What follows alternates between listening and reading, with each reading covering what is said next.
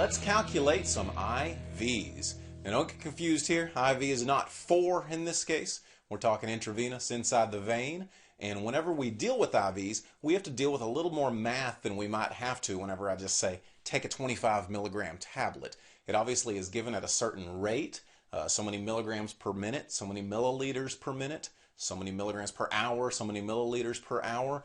And there's one certain equation that basically, once you know that, you can manipulate it around to get you whatever answer you're looking for. So let's get right to that equation. That is the rate times the time equals the volume. Rate times time equals volume. Now we can manipulate that around all kinds of ways. I can have the rate equals the volume divided by the time. I can have the time equals the volume divided by the rate. I can manipulate it around in just any number of ways, but just remember, rate times time equals volume. R times T equals V. Whatever's easiest for you. If we have 2 of the 3 variables, we can solve for the 3rd variable, and then boom, we'll learn the rate, we'll learn the time, we'll learn the volume. Seems so simple, right? It is. Let's just work through it, and we'll work through a few of them, and then we'll work on the blackboard a little bit as well, so we can really get a few different ways of learning it. So let's start out by calculating the rate. So we're talking how many milliliters, how many milligrams per time. Okay, so here's our equation. Rate times time equals volume. You've probably almost already got it memorized. Keep on repeating it to yourself till you get it. Probably by the end of this lecture you'll have it memorized because you'll get tired of me saying it. So we have 100 milliliters of sodium chloride given over 0.5 hours or half an hour. So 100 mils of normal saline given over half an hour. So the question is, what is the volume? Okay, what's the volume? You know that's 100 mils. Okay, so 100 mils of sodium chloride. Next question, what's the time? It's right there in the question. It's half an hour. It's half an hour. But then the question comes, what's the rate? So we knew the volume, it was 100 mils, it was given to us. We knew the time, it was a half an hour, it was given to us. We don't have the rate on here, so let's learn the rate because we know 2 of the 3 variables of our equation. So to figure that out, we're going to have rate, you can see at the top our equation, times half an hour equals 100 milliliters. So to figure that out, we're going to get rate by itself. So rate equals 100 milliliters divided by half an hour. So, you know, I divided half an hour by each side. The half a hours canceled each other out on the left side, and on the right side it's still there. So rate equals 100 mils per half hour. That's the answer. Simple, right? What if I asked you to give me the rate in liters? Give me the rate in liters. I'm not actually going to answer that one for you. I want you to figure it out on your own, and I think you'll find it to be a pretty simple answer, but I want you to be able to do the conversions as well. You may get your answer in liters or milliliters, but have to convert it between one or another. Let's calculate time now. We've done rate. Let's do time. So now, here it is. Rate times time equals volume. Same old, same old. I bet you we're going to get 2 of the 3, and we're going to figure out the 3rd. 150 mils is administered at 200 mils an hour. Okay, so I want you to already look, without me even going to the next slide, what is given here. I have 150 mils. What is that? Is that a rate, a time, or a volume? It's a volume. It's a volume of liquid. How about 200 mils an hour? Is it a rate, a time, or a volume?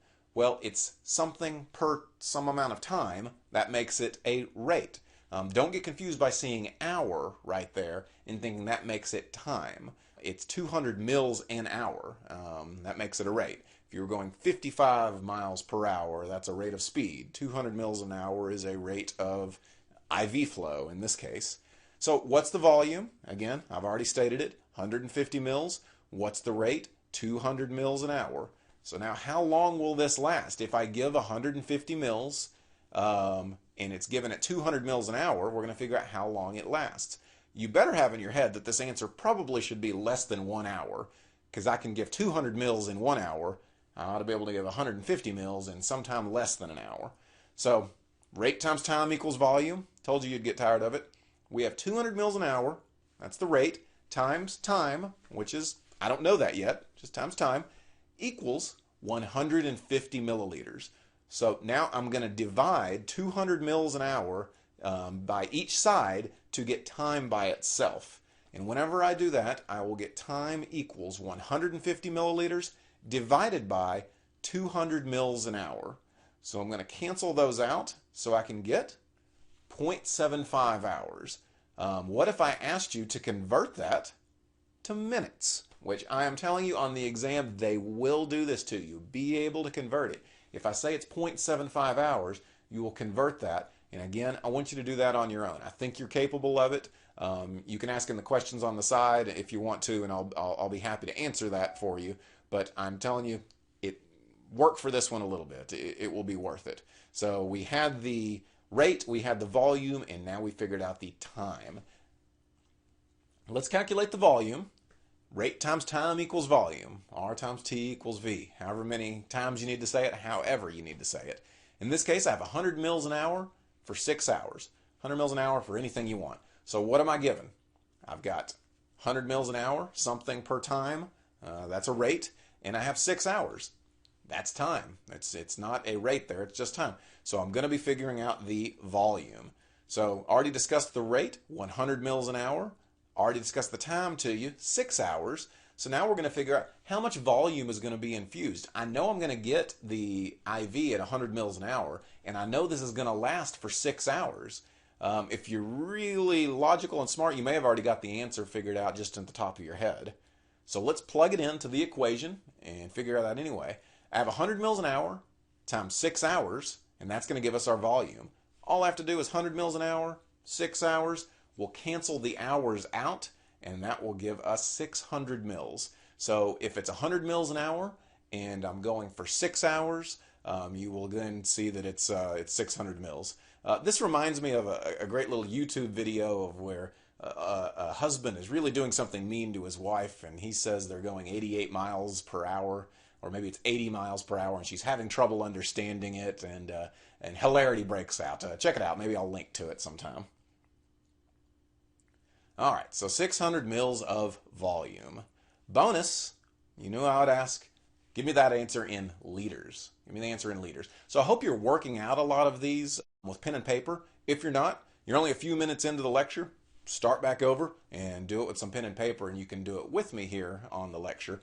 Now it's time. I'm going to switch it up. We're going to do a few different problems on the blackboard, and we can learn. You can actually see it being calculated, because sometimes PowerPoint just doesn't seem to get the point across. I do think that between you having that method as well as seeing me write it on the blackboard, and I think you'll be able to get the rate times time equals volume IV calculations down pretty well.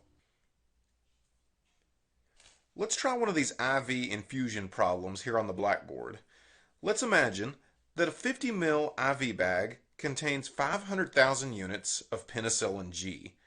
The rate of infusion ordered by the physician will be 120 milliliters per hour. The question is, how long will this IV take to infuse? The first thing I want to do whenever I have an equation like this is write the equation that I know. And the equation that I know is rate times time equals volume. We've went over it plenty on the PowerPoint. It's no different now that you see it here.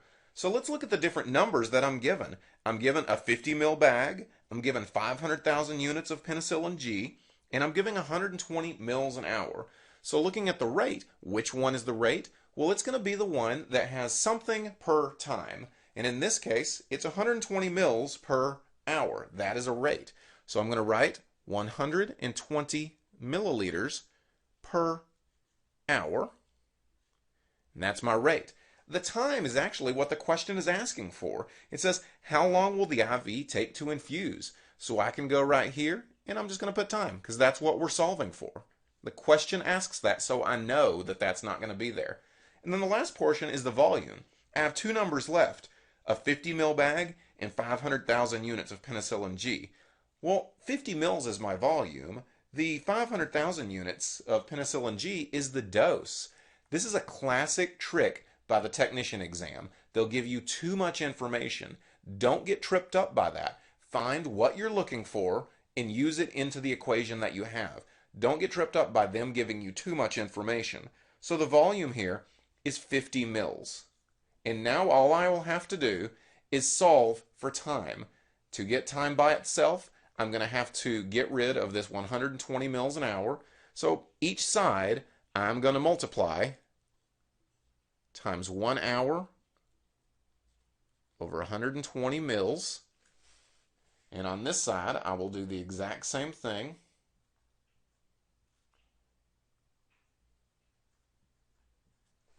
Same thing there. So on this side, I can just cancel each of these out, which just leaves time.